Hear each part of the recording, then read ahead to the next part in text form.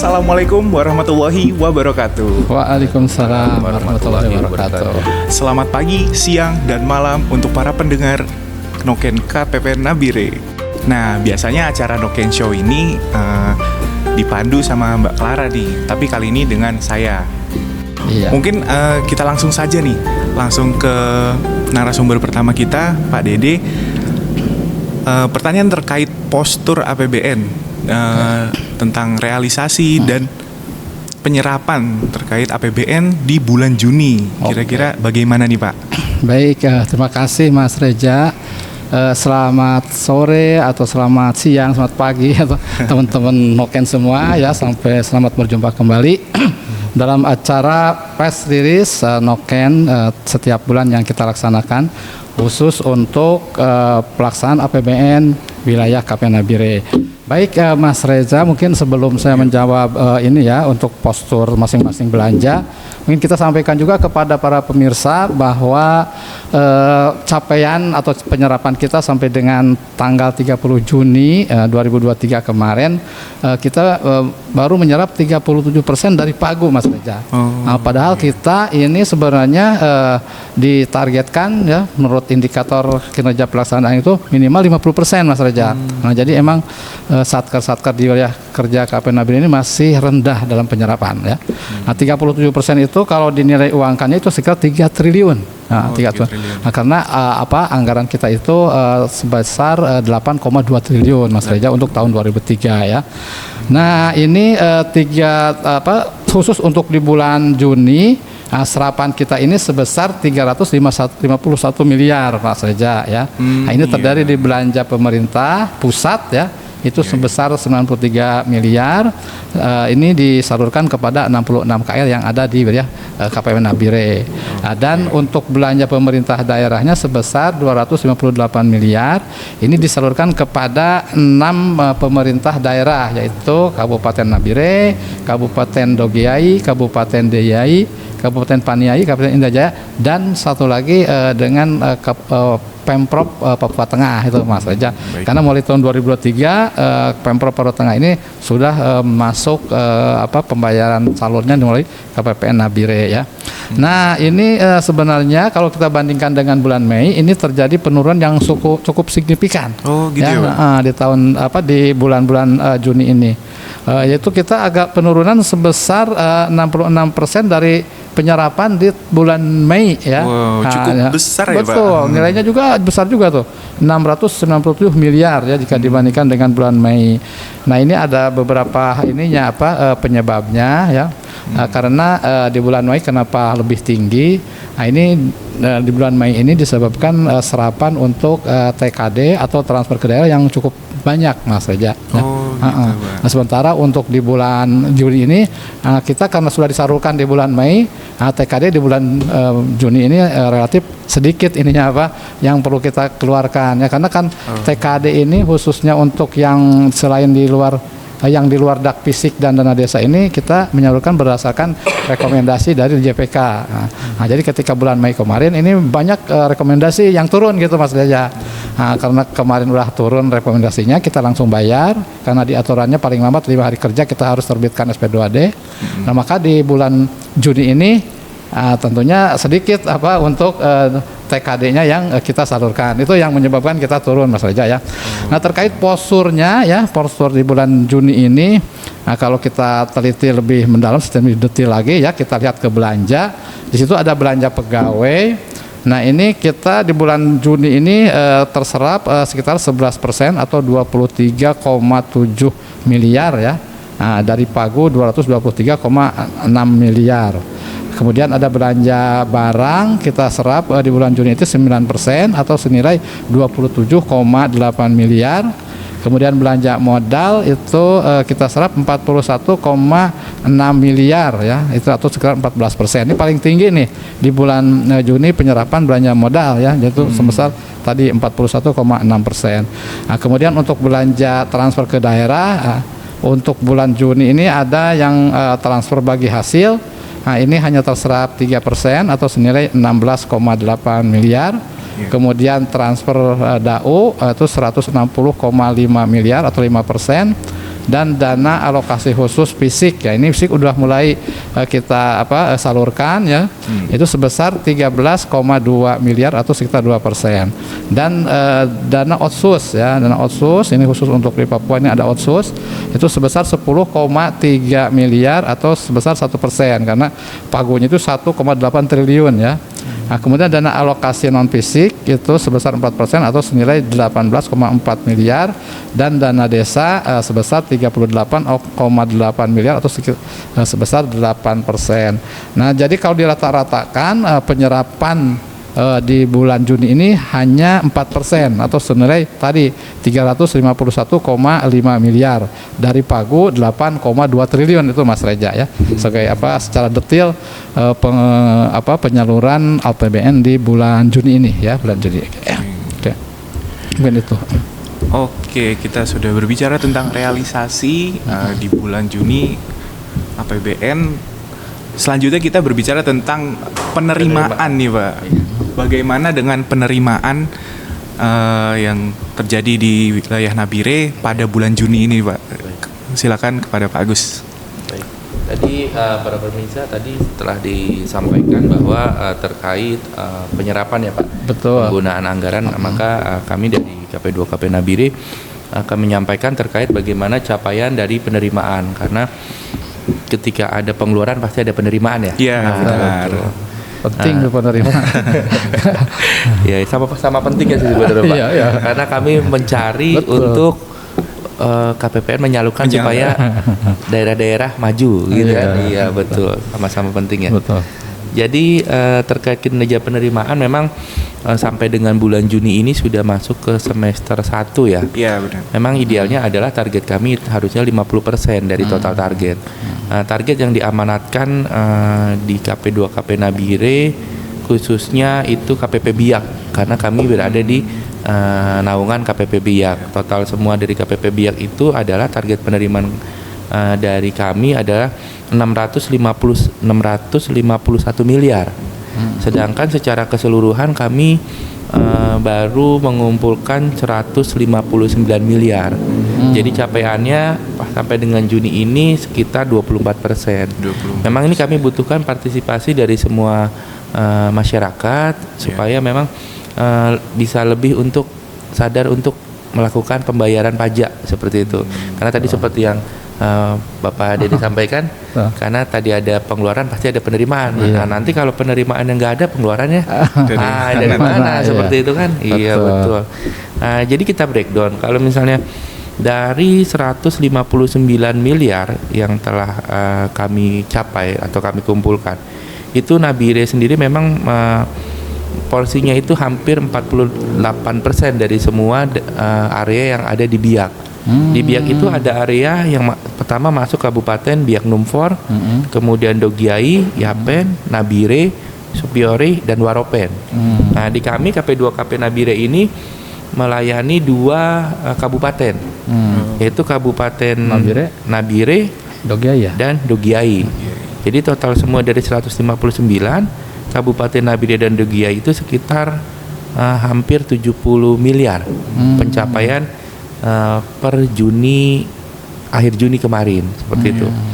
Memang dari postur ini dari semuanya itu hampir 48% Nabire. Memang kalau kita perhatikan tadi dari kota-kota yang telah saya sebutkan, memang kalau kita lihat Nabire yang paling berkembang seperti itu. Kemudian terakhir yang kedua adalah berdasarkan jenis pajak nih. Oh iya. Jenis pajak. Jenis pajak itu yang paling terbesar dipegang oleh PPH, pajak penghasilan. Nah, terkait PPN-nya memang masih kecil nih. Mungkin korelasi tadi ke penyerapan. Penyerapan anggaran, karena penyerapan anggaran mohon maaf Pak tadi baru 37%. 30. Oleh karena itu kami pun menghimbau dari pajak supaya penyerapannya dikebut juga nih. Ya benar kan. Dengan penyerapannya dikebut pasti kan ada pajak PPN. Nah, PPN-nya pun nanti kami akan insya Allah naik. Seperti jadi itu. penerimaan negara. Betul, karena tadi yang disebutkan hampir berapa ratus miliar Pak? Apanya tuh? Pagu anggaran. Oh, kalau anggarannya kita banyak 8,2 triliun, Pak. Nah, 8,2 triliun kalau kali 11% kan. Nah, gitu. Nanti Asal, kan iya betul kalau itu Betul. PPN-nya ya bisa. PPN-nya ya kita Iya. anggap aja maksimum kan 11% gitu kan. Semua kena PPN, tapi kalau dari realitas sih sekitar 5 atau 6% karena ada nanti yang terhutang dan tidak seperti itu kan. Betul. Betul. Terus ada juga nanti kan belanja tidak semua belanja barang dan belanja Terhutang. modal ya, ada belanja Betul. pegawai. Betul, Itu tidak kena tidak PPN kena, ya. betul oke. tidak kena. Ya. Betul. Jadi seperti itu memang sampai dengan Juni ini komposisinya tadi PPH Migas di Nabire 34 miliar, PPN-nya baru 29 miliar. Jadi kalau total semua 66 miliar sekian. Seperti itu. Iya, jadi saya juga menghimbau supaya buru-buru dipakai uangnya gitu. Iya ya, oke. Selain oke, tadi sudah berbicara tentang PPN dan PPH. Selain PPN dan PPH tuh jenis pajak ada apa lagi ya, Pak, yang Oh, baik. dikelola di Nabire? Di Nabire baik. Iya.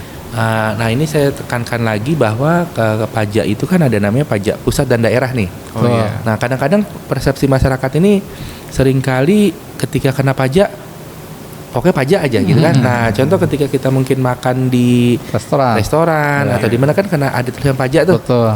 Nah itu sebenarnya pajak daerah. Pajak daerah ya. Nah yang kami yang terkumpul di kalau restoran terus hotel apa itu Hotel, pajak ya. daerah. Ya. Tapi ketika mereka nanti si pemilik restoran, contoh ini kan ada PPH non migas nih. Iya. Nah, pemilik restoran itu dapat penghasilan dari mereka berjualan makanan atau makanan tadi restoran atau apa. Nah, penghasilannya adalah masuk ke PPH. Nanti dihitung ulang. Ya. Nah, setelah dihitung ulang dapatlah nih nanti apakah dia harus bayar UMKM yang per bulan atau memang nanti harus bayar ketika waktu pelaporan SPT tahunan. Oh, Nah, gitu. seperti itu, iya. Itu di kami itu jenis pajaknya. Itu kalau yang perusahaan itu ada PTKP nggak, Pak Agus? Apa untuk pengusaha-pengusaha begitu itu?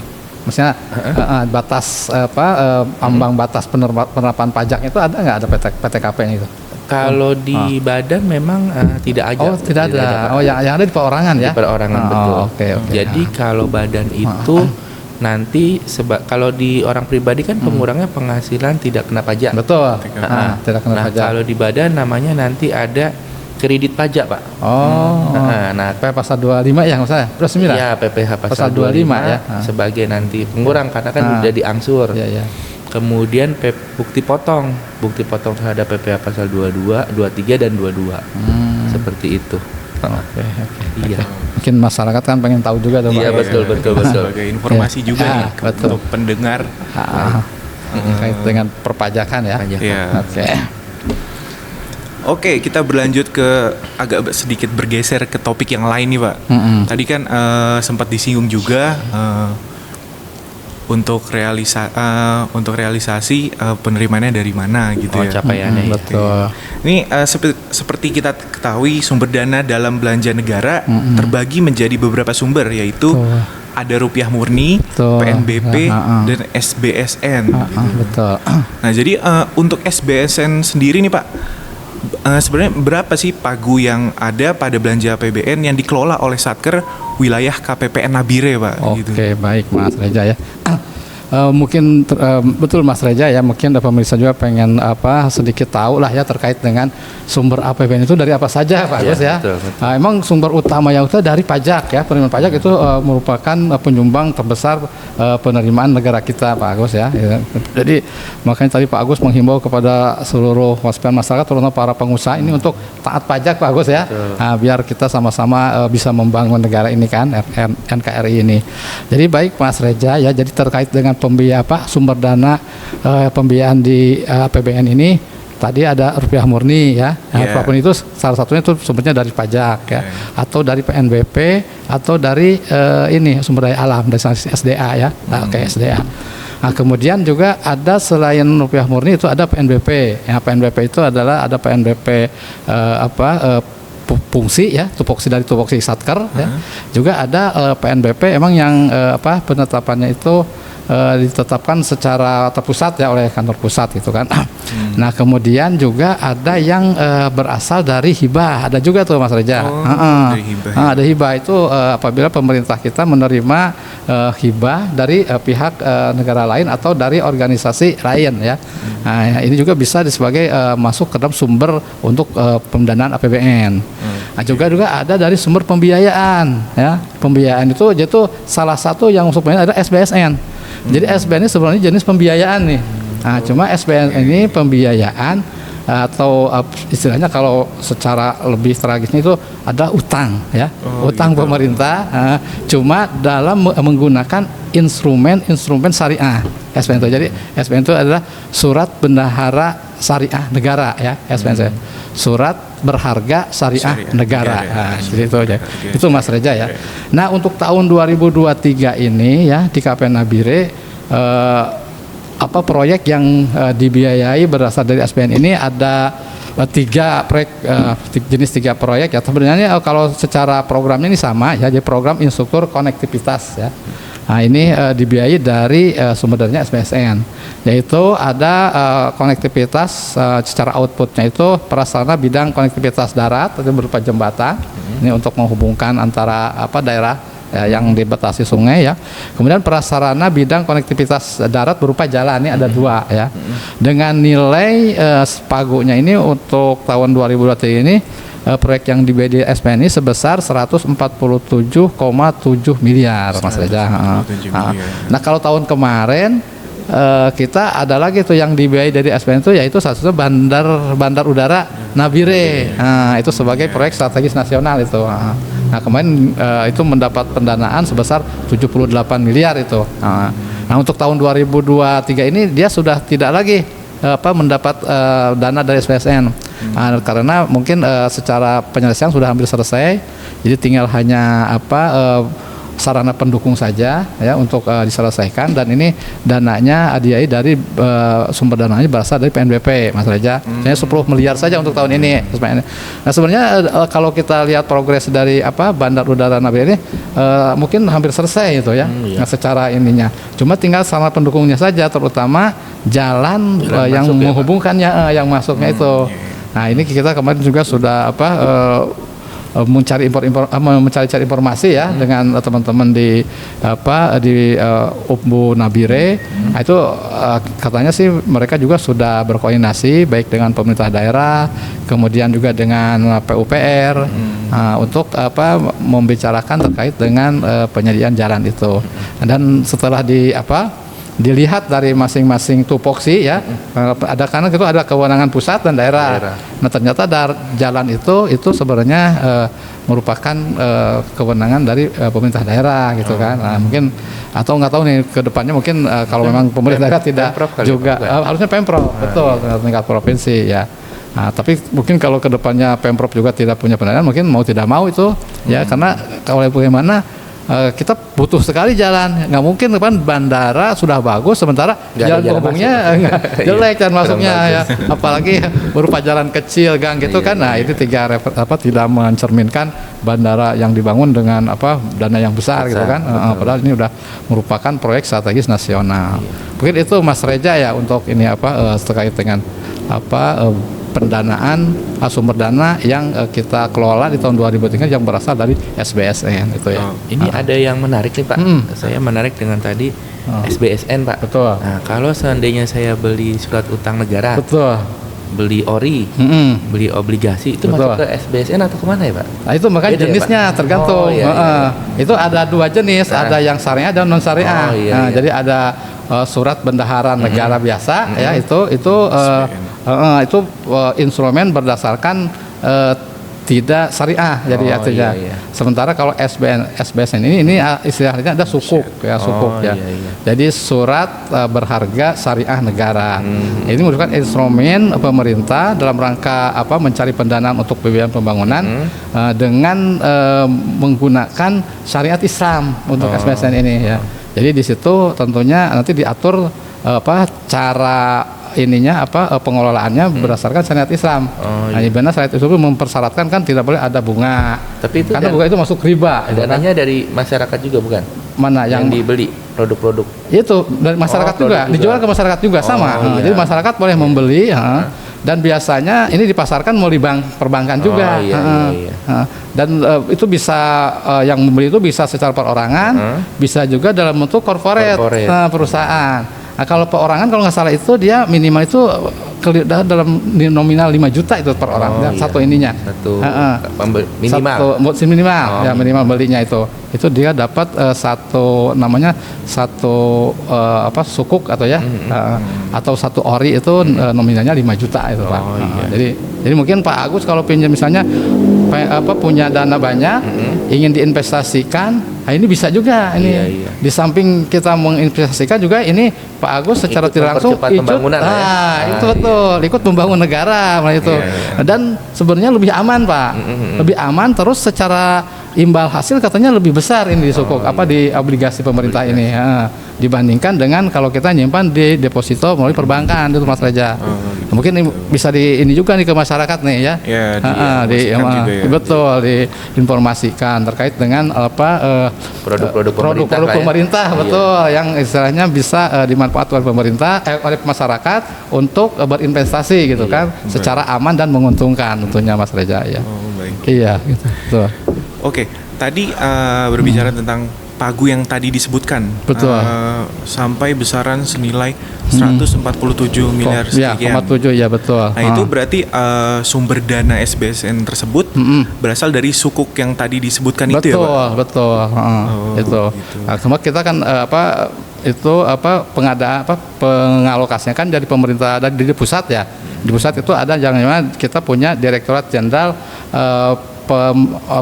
Direktorat Jenderal DJPPR ya, DJPPR, Direktorat Jenderal Pengelolaan Pembiayaan dan Risiko. Pengelolaan pembiayaan dan risiko. Nah, dari sanalah pencatatan ininya pertamanya.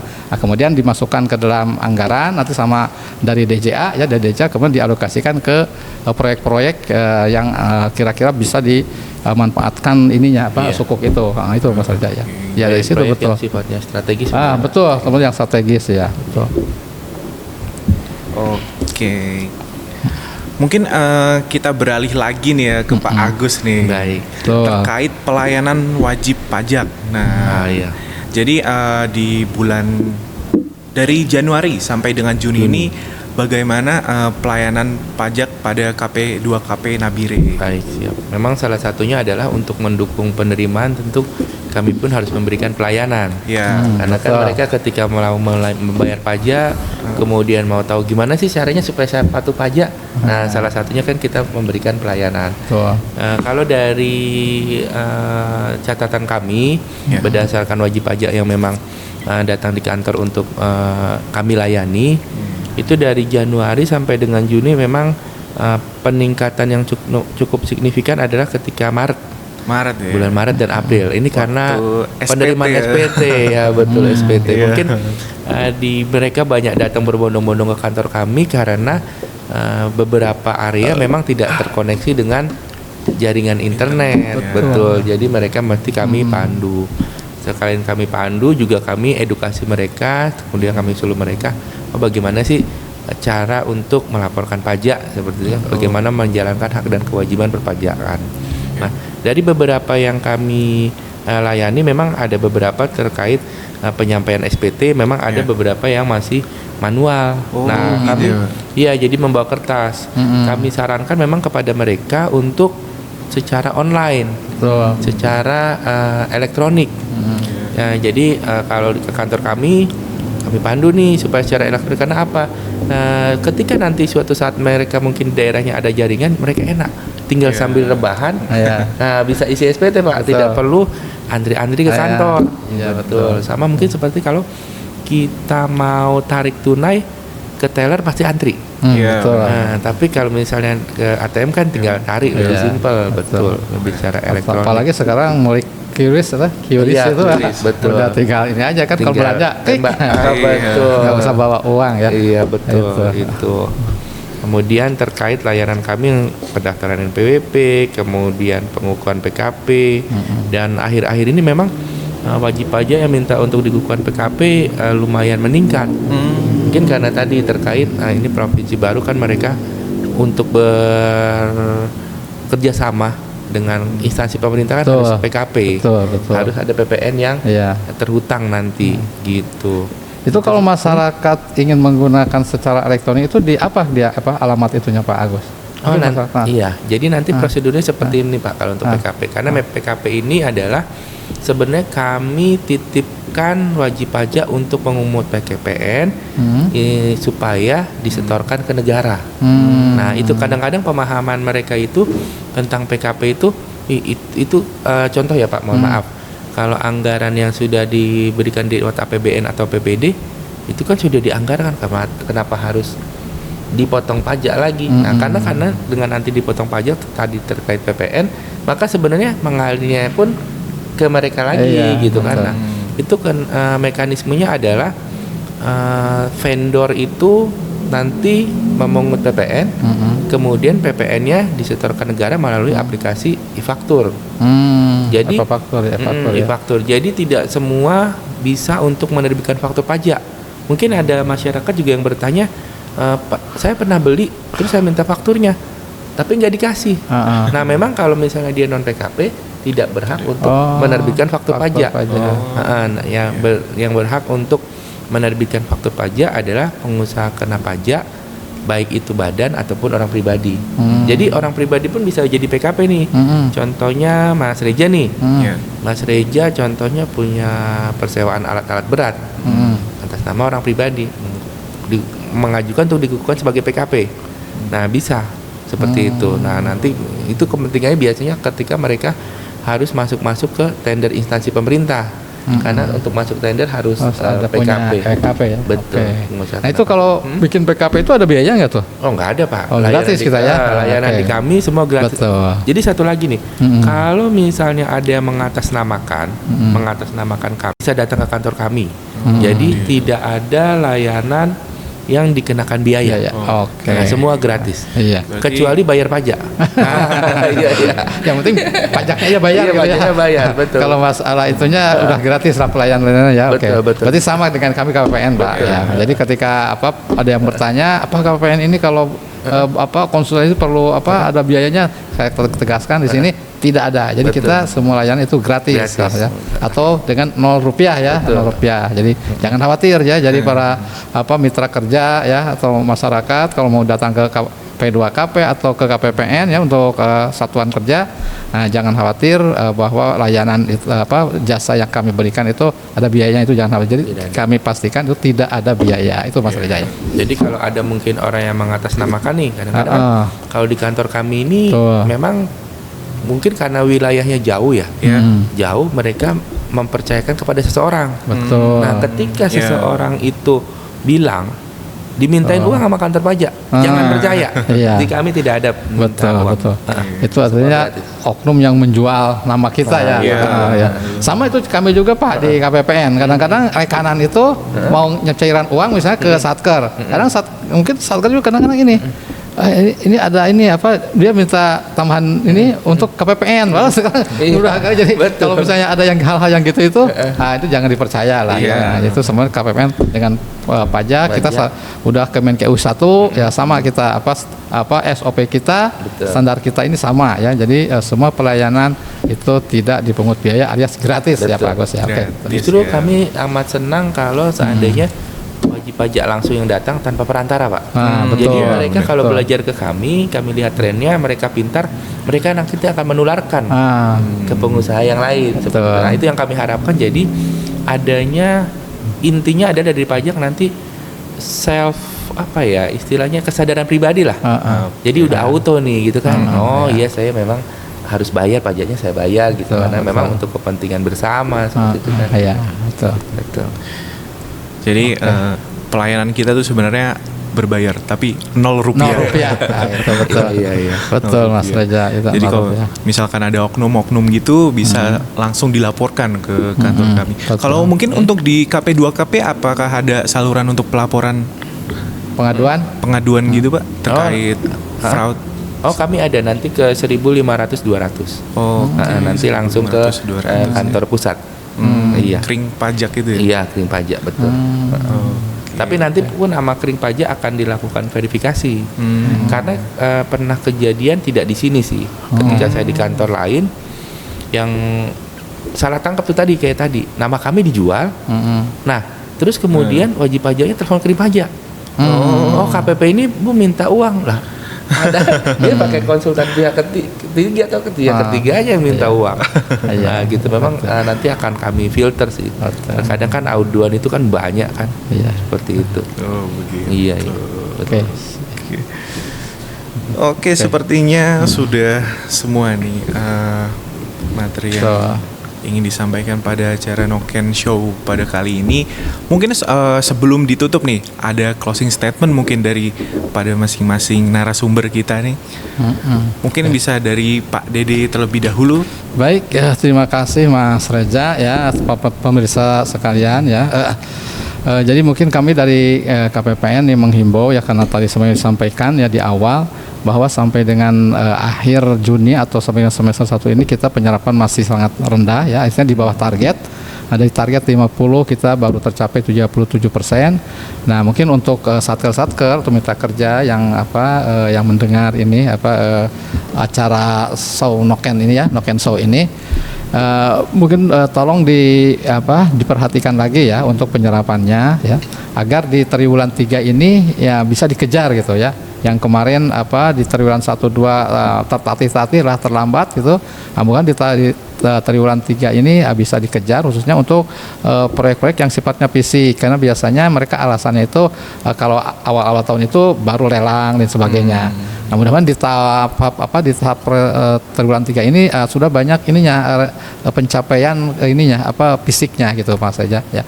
Nah, ini apabila sudah bisa dicairkan, segeralah cairkan ke KPPN ya, jangan menunggu di akhir-akhir lagi ya.